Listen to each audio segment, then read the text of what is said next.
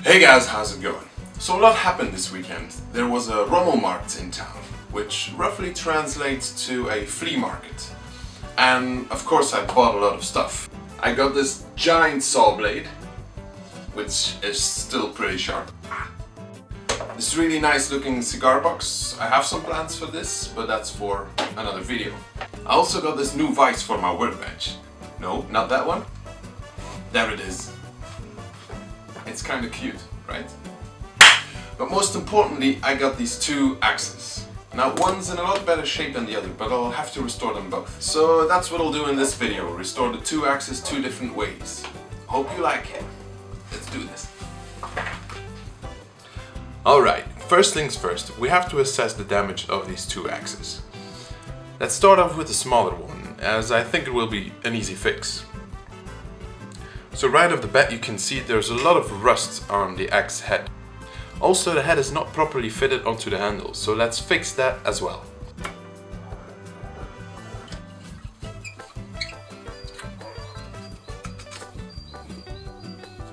The handle and the head are still in great shape, so I can just reuse these. This will basically be an aesthetic touch-up. Now for the bigger one. This axe is in a lot worse shape.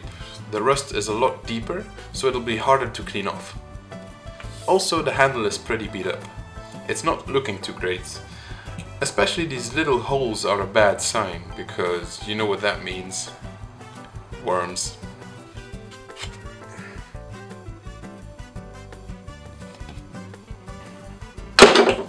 Alright, now that we know what to do, it's time to get started.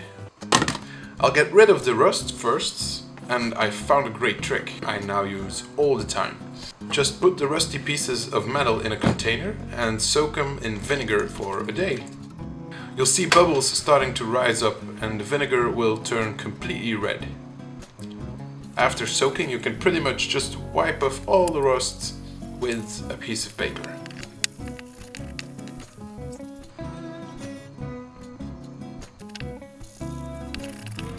For the spots with some deeper rust, you'll have to repeat this a couple times or just go at it with some steel wool.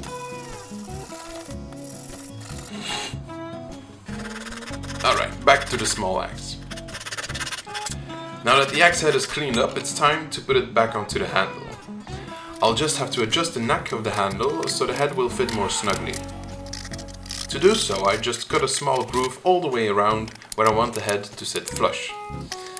Next, I take a chisel and a knife to scrape away most of the wood.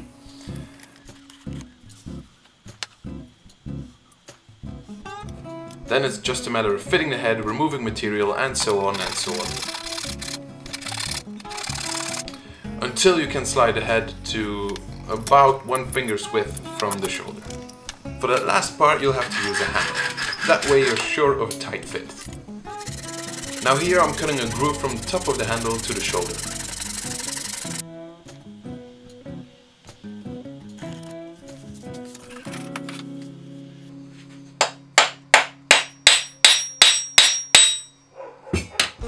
To lock the head onto the handle, you'll need a hardwood shim, like this one. And just hammer everything together.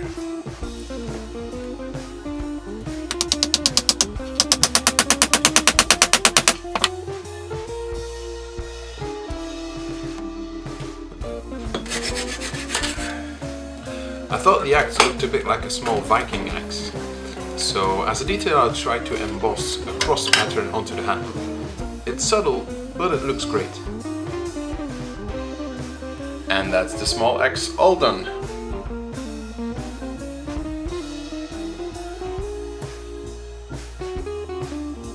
Now the big one. Now this one requires a lot more work. To start off, the head was not only very rusty, but it was also a bit crooked. Now to fix this, I'll have to heat it up and bend it back in shape.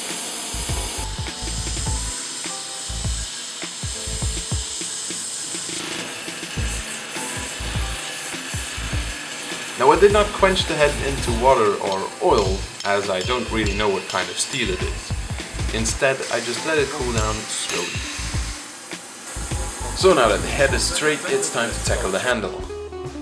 So as I told you earlier, this handle is in really bad shape and needs to be replaced. Now, I didn't find any standard axe handles that fit onto the head, because the head in itself has a really large opening for the handle to fit in. So all the handles I found were way too small. Now, I found this one. It's a maple handle about 1 meter long, and it's used for sledgehammers.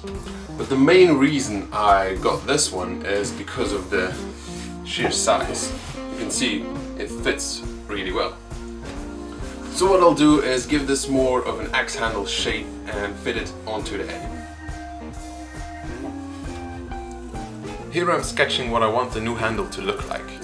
And to create these shapes, I'll just have to cut, rasp, sand my way to those lines. I traced the general shape of the axe head onto the top of the handle, just to have a reference line to sand to. And I quit sanding when I could almost slide the head down to the shoulder, again with one finger in between.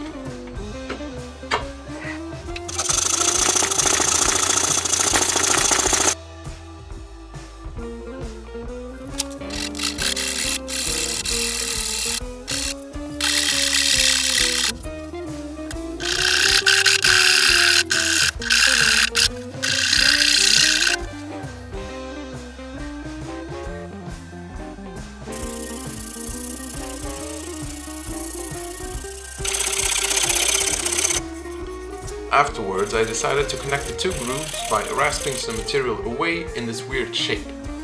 You can see it here. Now it no longer looks like a traditional axe handle, but it still feels really nice.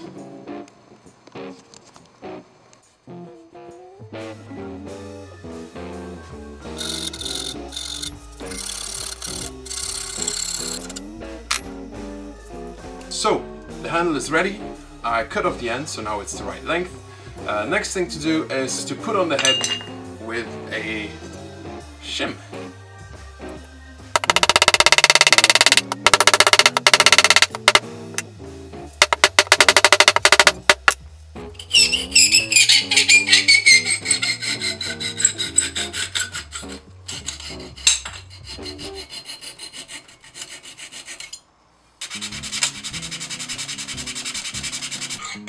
And now to sharpen the blades and test it out.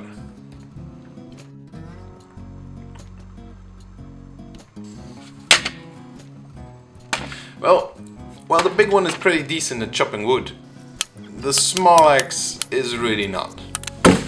But it's fun to throw. PS, do not try this at home.